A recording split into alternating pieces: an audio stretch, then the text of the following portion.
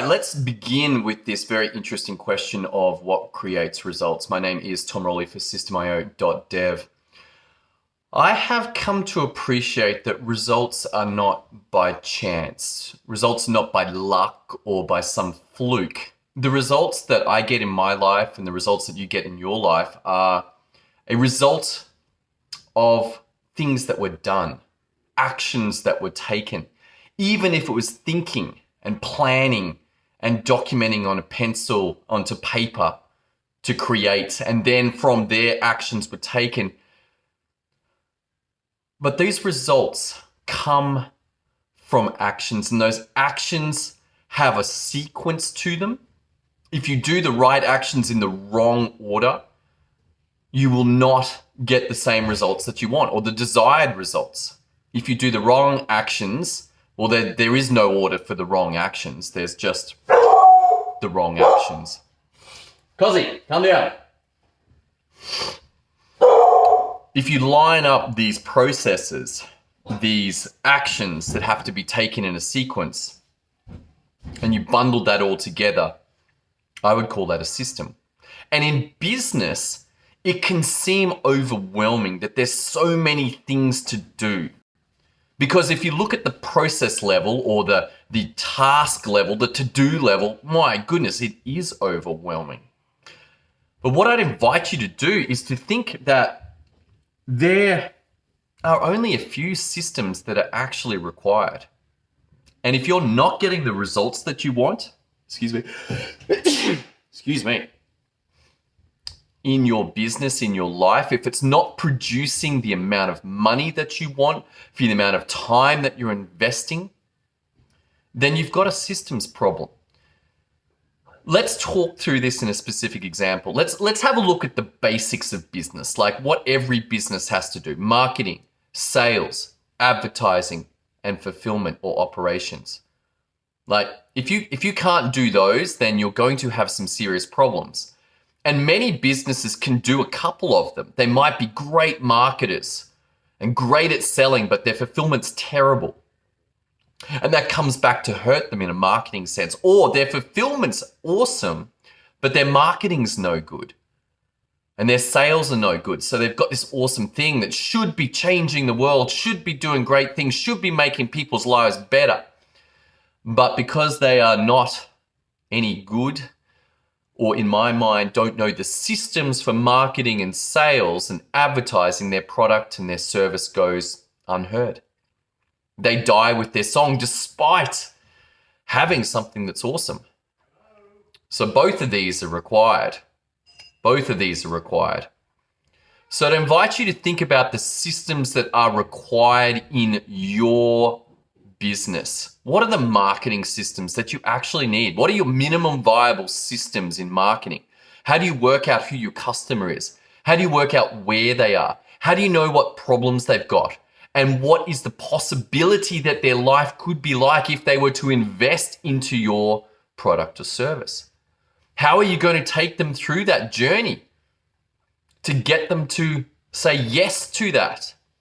And not just say yes to the sale, to the buy, but also then continue that journey that they actually complete and reach the final destination and get what they bought. How are you going to get the word out? How are you going to market? What's your advertising strategy? Is it going to be search engine? Is it going to be paid ads? Is it going to be email? Or all three of those are most likely required if you want the best results from your advertising. And finally, how do you fulfill? How do you ensure that your customers have a great experience, that they're up to speed on how to go and use the product or go through and get the best results with the service?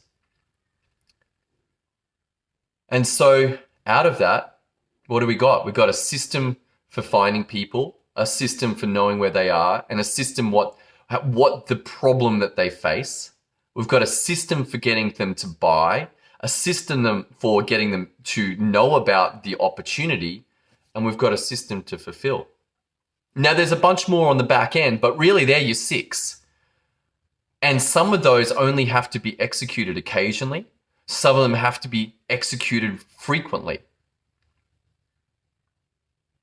And so each of those may have many processes, and each of those processes may have many steps. And if you're not systematic in your approach in terms of your logical thinking through which one comes first, like there's not a lot of point having a system for where are your people if you don't know who they are.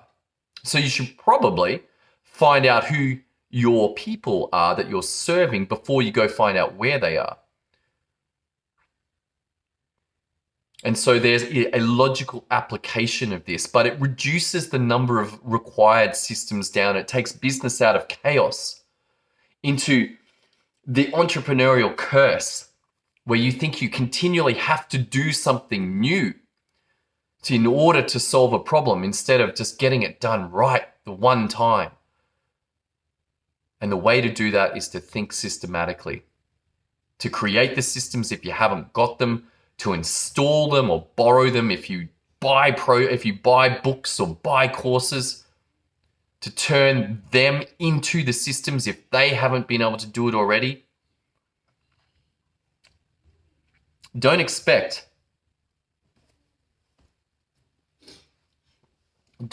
just because you bought a course that it's in a systematic form. Systems thinking is relatively rare. Go look it up on Amazon. Have a look at the number of books around systems. There's a few for sure. Work the System, E-Myth, Clockwork, Systemology. But go have a look at marketing and sales and see how many more books there are there. Systems is hard until it becomes easy, and it's a mindset shift. But once you know that your business results are being created by your systems or lack of, this gives you a prime focus. Once you know how to do systems, you can do anything. It's just a matter of creating that next system. If you want some help, head over to systemio.dev. I look forward to seeing you on tomorrow's episode as we continue this journey into the power of systems and processes and ultimately the results that they create.